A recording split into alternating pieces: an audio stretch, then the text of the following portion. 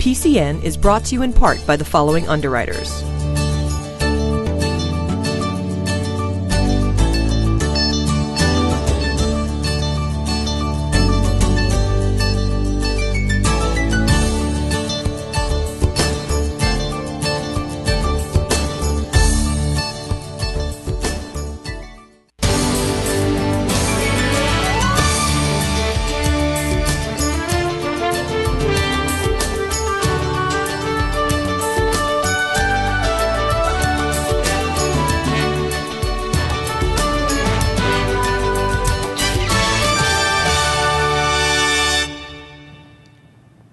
Welcome to another edition of PACTV Community News. I'm Brian Sullivan, and we have a lot to share with you tonight. A story about some interesting items that are being turned into fertilizer and an archaeological dig in Plymouth. We'll join the South Shore locavores for a locally sourced dinner and a movie, and we'll visit Duxbury's North Hill Marsh. We'll learn about fisher cats and attend the ribbon cutting at Plymouth Memorial State Park for the new outdoor amphitheater. It's going to be a great show, and our first story is about Governor Patrick's recent visit to Plymouth Harbor. On Friday, June 27th, Governor Patrick and many other local dignitaries were at Plymouth Harbor to announce that the U.S. Environmental Protection Agency has approved the designation of the all-state coastal waters in the Commonwealth as a no-discharge area, or NDA, which will preserve and protect the Commonwealth's coastline by banning commercial and recreational vessels from releasing sewage anywhere along the coast. NDAs protect water quality and aquatic life from pathogens, nutrients, and chemical products contained in discharged sewage, and also reduce the risk of human illness, making it safer to swim, boat, fish, and eat shellfish from protected waters.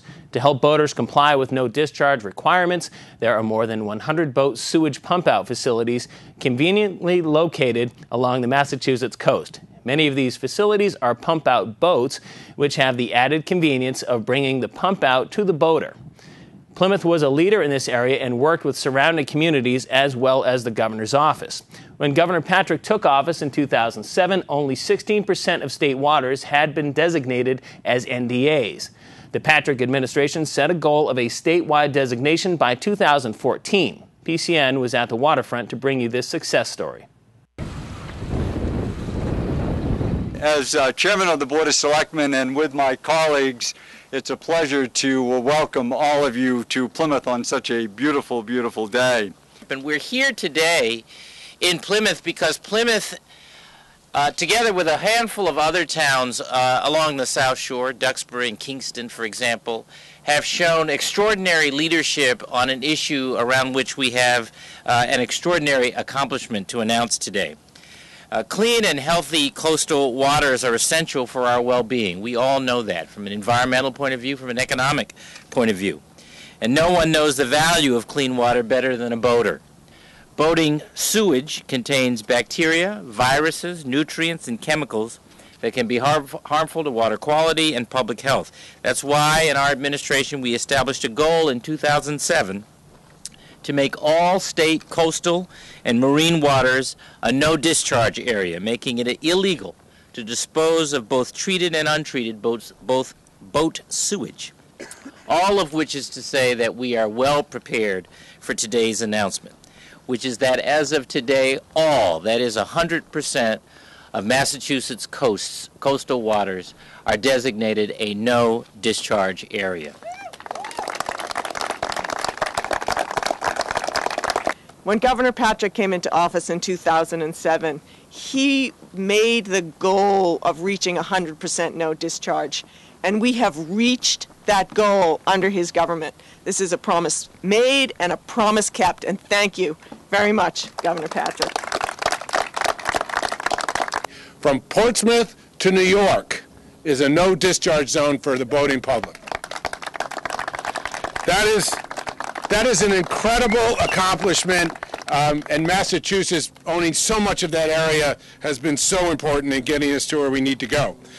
All the resources of the federal government, the state government, local government, planning authorities, all involved, and right down to the harbor master level. This is an example of how government needs to work in the future to deal with complicated problems in our coastal zone.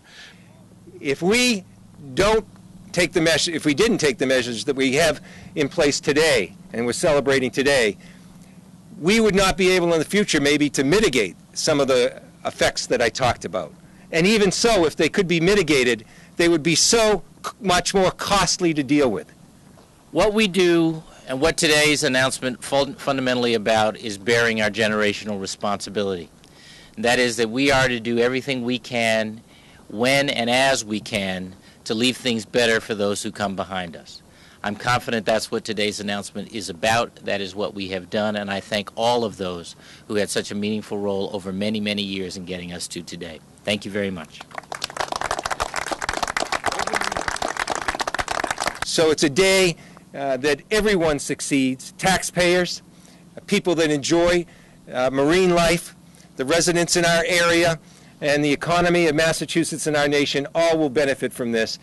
Well, first of all, Plymouth, Duxbury, and Kingston have shown such incredible leadership on these issues for a long time now, and what we're doing is scaling to the rest of the Massachusetts coastal waters what started right here. And it's very much about our well-being, our environmental well-being, our economic well-being, and our future. And it's marvelous, as so many of the speakers said, to have had the collaboration of local, state, and federal authorities, and so many private advocates to be able to announce this kind of milestone.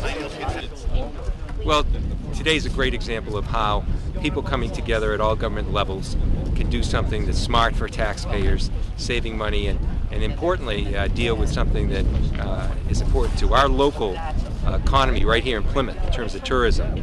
And in terms of the marine industries that are here, making sure the shellfish beds and other things aren't contaminated, making sure people aren't, from a public health standpoint, endangering themselves because of the microcosms that come from discharge, which can lead to hepatitis and to gastroenteritis. So all this, whether it's a public health issue, an economic issue, or environmental issue, came together today. It really set an example across the country. So from America's hometown, hopefully today's message will spread to the rest of the country to make sure that the example here is followed. And as I shared earlier, it was close to 100,000 gallons that is actually pumped out would have otherwise been in our coastal waters. That makes a huge difference to the amount of nitrates and phosphates that are in our water that end up in our estuaries. And so this is a big day for us to see that the governor has come down, the congressman, and a host of other people to celebrate this milestone is a big deal for America's hometown. So excited to be here. I'm proud to be part of this. Being here today, seeing the support that we've received from Congressman Keating and Governor Patrick and our own Board of Selectmen makes you feel really proud. And to be able to showcase this area that we're in today is something I was looking forward to all week. The NDAA benefits local waters here by making sure that we have water quality that's good for all of our recreation activities, swimming, boating, shellfishing, and this is just one more way, along with our treatment facility and our stormwater improvements, to keep our bay clean. Best described as a sanctuary within a refuge, North Hill Marsh in Duxbury is 1,000 acres of woodlands, wetlands, and a 90-acre pond protected by the Massachusetts Audubon Society. This sanctuary provides a habitat for a variety of wildlife, including turtles, muskrat, and migratory waterfowl. Clearly marked trails around the pond and forest also offers the community a peaceful refuge and hiking area. PCN recently took a tour of the marsh with members of the Audubon Society.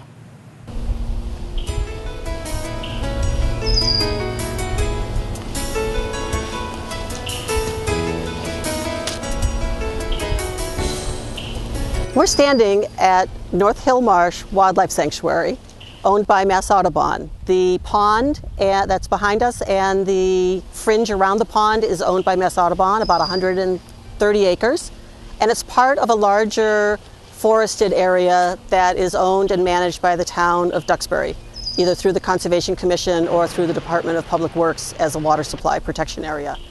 This area is really an amazing section of woodland, totaling about 1,000 acres, with 5 miles of walking trails, and is really enjoyed by lots and lots of people in the community. It's a favorite place for horseback riding, dog walkers, bicyclists and just people that like to get outdoors. And one of the reasons that Mass Audubon was excited to have this land willed to us, bequeathed to us back in the 1970s was the pond offers a lot of habitat for waterfowl in the fall, migrating waterfowl, different kinds of ducks and geese land here during their fall migration.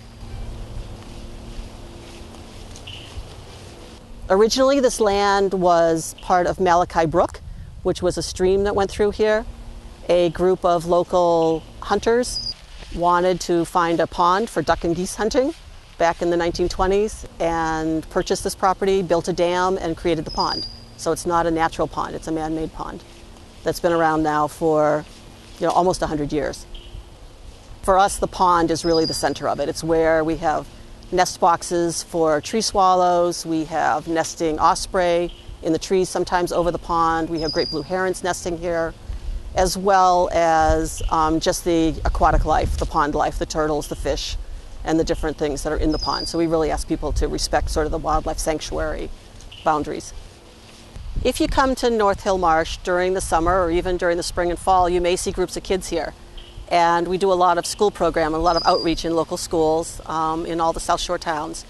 And we sometimes bring kids down here, school children down here, to go ponding, to learn about the turtles, the birds, the forest, as well as bringing our summer campers. In my role as Sanctuary Director for the South Shore Sanctuaries, we manage this sanctuary here in Duxbury, as well as two others in Marshfield, the North River Sanctuary where our offices are, and the Daniel Webster Sanctuary.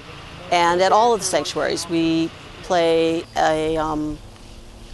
an active role in managing the land and also dealing with any invasive species, trail maintenance, and any sort of ecological work that needs to be done. So we have a core of volunteers that work really closely with us to make sure that the trails are in good shape, that they're posted. At this site, it's a little bit different because we're in the middle of the town of Duxbury land. So we work really closely with the Conservation Department in the town of Duxbury to develop a management plan and work with their staff to make sure that we have current maps. Like I said, the trails are in good shape, and that people can really come in and enjoy the property. Most everyone has heard of carnivores, omnivores, and herbivores. But how about a locavore? You may not be alone if that word isn't in your everyday vocabulary. A locavore is someone who prefers to grow and buy their food locally, usually from no more than 100 miles away. I was lucky enough to meet up with some of the South Shore locavores recently as they celebrated the summer solstice with a potluck dinner and a movie.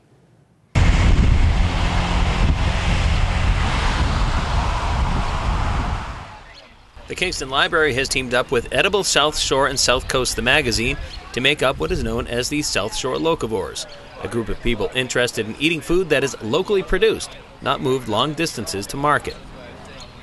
We have meetings during the year at the Beale House in Kingston that we talk about different local food items, GMOs, non-local beef, chickens, anything you want to know about, we'll do a meeting on it. On this Saturday evening, the group celebrated their summer solstice potluck dinner. As well as the first night, they picked up their CSA deliveries of vegetables. CSA is a community-supported agriculture, so you pay your farmer in the winter a certain amount of money that they've decided as a share or a half share. And every week you give them the money so they can set up their farm and plant their plants, and they have seed money. And then in the spring, when the food starts coming, you come in and you get your weekly share. So this was the first weekly share delivery for the Colchester Farms CSA members. After dinner, many of the CSA members and locavores stuck around for a movie viewing. So we do a series about local food, and we have people coming from South Coast, South Shore, and we do these programs throughout the school year, basically, and we decided that for the summer we would take a break and do something just a little bit different, and so we're showing 3 films. Tonight's viewing is the first in a series of 3 films shown this summer, all about food, where it comes from, and what it is that we're eating. The other 2 shows will be in Kingston, but tonight's show is at the Colchester Neighborhood Farm in Plimpton, Massachusetts. And one of the reasons we're showing this film here tonight at Colchester Farm is one of the points of why people are interested in local food is in knowing where their food comes from. So we're doing it here. They can take a farm tour, they can see the goats, they can meet the donkey, they can walk the fields, and they can see exactly where their food comes from. So when I first started managing Colchester Neighborhood Farm, I moved here from another state, been here since October, and I was lucky enough to hear about the South Shore Locavores, which has been a great connection. And all the community groups coming together, I think, is so important in order for us to have a vibrant, healthy local food system. I think people in the last, certainly in my generation, have really lost track of where their food comes from. The film that they're showing tonight will show two teenage girls looking at broccoli and going back and saying, hey, where did this come from, and tracing the food back to its origins. And it's really hard to do now with all the chemicals that are involved in food and just all the packaging that goes into it. Most kids think milk comes from a carton. They don't know that it comes from a cow. So here we are hoping, with having this open farm concept, to have people not only come here to pick up their CSA shares, get to see the food, but they can walk out and look at the fields and see the food growing out here and really, know the farmer. And that's important, to know your farmer and know where your food comes from. Reporting from the Colchester Neighborhood Farm in Plimpton, I'm Brian Sullivan, PACTV Community News. Based in Plymouth, the Goldenrod Foundation has made it their mission to conserve and protect the coastal environment in southeastern Massachusetts for people and wildlife. To do this, they have developed a variety of educational and outreach programs for the public. A recent seminar series featured a very interesting speaker and a unique topic. When we talk about using urine as a fertilizer, and really all human waste, but my work focuses on using urine as a fertilizer, what we're talking about is source collecting it. There's a couple of different terms for this. There's urine diverting and there's source separation, but the idea is separating urine from the rest of the human waste part, which is feces. This is also referred to as urine blindness because people tend to have a hard time conceptualizing that urine and feces are not the same thing, and they're actually incredibly different. Feces is where all of the human pathogens are, bacteria and potential viruses, whereas urine on its own is actually sterile and can be used as an antiseptic in healthy populations. What you're doing is you're collecting the urine separate from the feces, and that's where most of the nutrients are, and you can fairly easily treat it and then apply it. Also, since it's a liquid, it's easily transportable and easily applicable to agricultural fields. So benefits of using urine as a fertilizer is not only the fertilizer aspect, but also that you're diverting what becomes an environmental pollutant from the waste stream. So whether or not you use at your home a septic system, or if you're attached to a sewer system that goes to a wastewater treatment plant, the nutrients that are in your waste are actually so concentrated and powerful that they leach into the ground. They either leach into groundwater or they leach into surface water, which then causes eutrophication. Eutrophication is also known as hypoxia, also known as algal blooms. So there's so many nutrients, it acts as a super fertilizer, and you have huge green blooms on the surface of the water, which then kills the environment. It doesn't let water in, it depletes all the oxygen, and fish and other animals in the ecosystem die, and you have a dead water ecosystem. At least 80% of the environmental contamination that's happening in coastal waters around the Cape is due to the nutrients that are in human waste that are leaking from septic systems or sewer systems. There's also some great resources here on the Cape, in the Cape area. There's a Cape Cod Eco Toilet Center in Falmouth, and that's where a couple has pulled together all the different models of eco toilets and urine diverting toilets from all over the world. So you say, well, where is this happening and what's the history of it? If you go to this eco toilet center, they actually have toilets from all over the world that have been in use and developed over time, all in one room. You can go and see the total history and context of it right there. It's Hilda and Earl that run this Eco Toilet Center in Falmouth. So I really recommend for people that want to learn more or want to consider getting an eco toilet themselves, that's the first place to start and look. And go to richearthinstitute.org for more information about what's happening in the U.S. In the past several years, the population of the Fisher cat has been surging due to changes in the state trapping regulations. The Fisher cat, though actually a member of the weasel family, is a fur-bearing animal that's been getting a lot of attention. Its shrill cry has been compared to the sound of a screaming woman or a baby in distress, causing some to call local police. But what most people want to know is how dangerous is a Fisher cat. A Fisher cat is a solitary predator that can weigh up to 16 pounds. It is rarely a threat to human beings, but most certainly is a threat to domestic cats or small dogs. Though the Fisher cat is able to climb trees, most of its hunting occurs on the ground. If you suspect a Fisher cat lives near your home, you can keep your pets safe by keeping them inside or walking them in open areas away from heavy brush. To keep yourself safe, walk in open fields or wider pathways. If you're walking in the woods, Fisher cats do not like to be seen and avoid populated areas. In the event you do see a Fisher cat, leave the animal alone and it will leave you alone. Do not approach Fisher cats under any circumstance. If they feel threatened, the chance of attack becomes much greater. These animals can be aggressive and have the potential to cause serious injury. The Fisher cat is nocturnal, but can be seen in the daytime hours and during any season. Always remember that we share the environment with animals that can be dangerous, and that they typically only respond negatively when they or their habitats are threatened. If you feel that a Fisher cat or any wild animal is becoming problematic, contact your local control officer or local police. The approaching 400th anniversary of the founding of the Plymouth Colony has prompted a collaboration between UMass Boston and Plymouth Plantation. Project 400 is a program which strives to survey and excavate several archaeological sites leading up to the 400th anniversary in order to create a scholarly legacy and reveal the archaeological and history of Plymouth and its place in the 17th century Atlantic world. It also wants to look at its impact on the colonial and native communities. Participants in this project recently spent 3 weeks at Burial Hill, and PCN stopped in to see their discoveries and hear more about the project. I'm the project director for this project here in Plymouth, and we're actually running this also this summer as a summer class from UMass Boston. So a lot of the students are out here. We have a mix of graduates and undergraduates who are taking this as a class. I'm a graduate student at UMass Boston, and this is one of the 2 field schools that we can choose from to complete our master's degree. So it's just a summer requirement, but it's also a great opportunity for us to get a lot of field experience in and kind of learn the craft a lot better than we can in the classroom. So UMass Boston and Plymouth Plantation are kind of working. We have actually a formal collaboration to try and work together on a series of projects leading up to the 400th of the Plymouth Colony in 2020. An example of the kind of things that they're willing to do, in the past, sometimes artifacts from the 17th century that have been found in Plymouth, they'll replicate it. They'll make one. They'll make a replica and they'll try and use it and try and cook in that pan.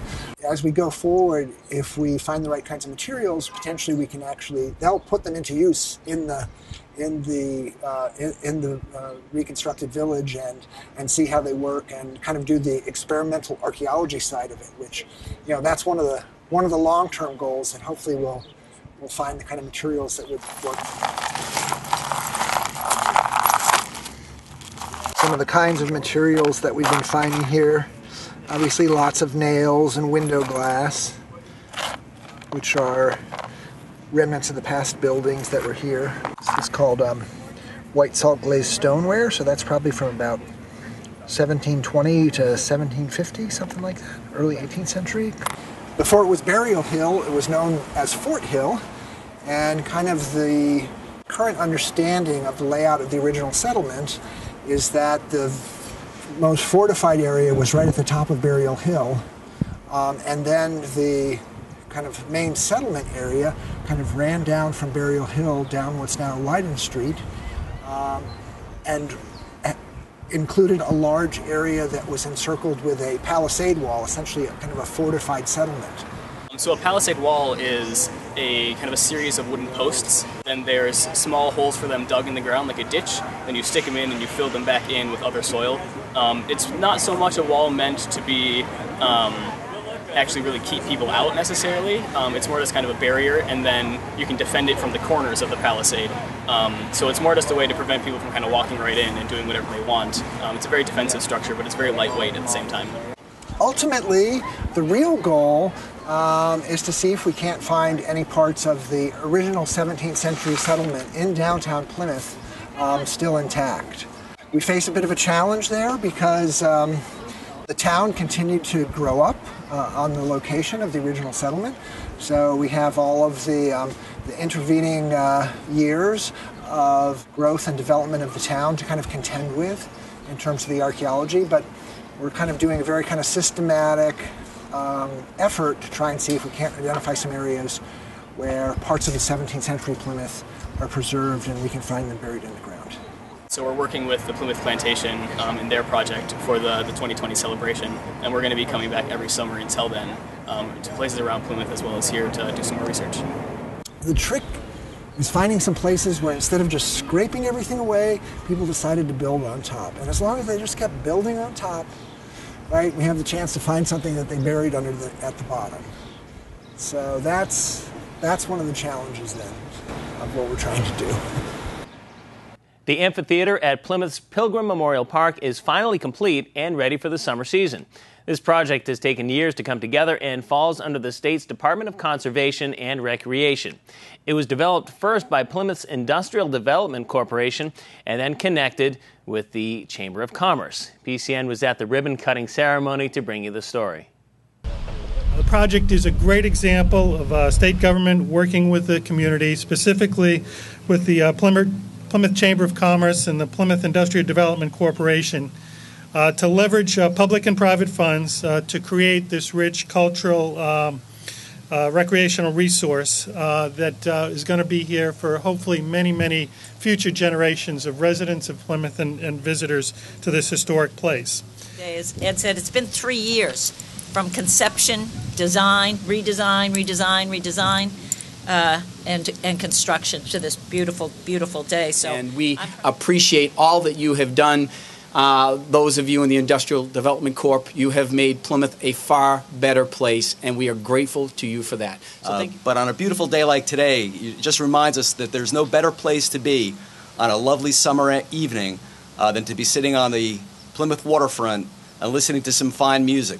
1, 2, 3. Hey. They work.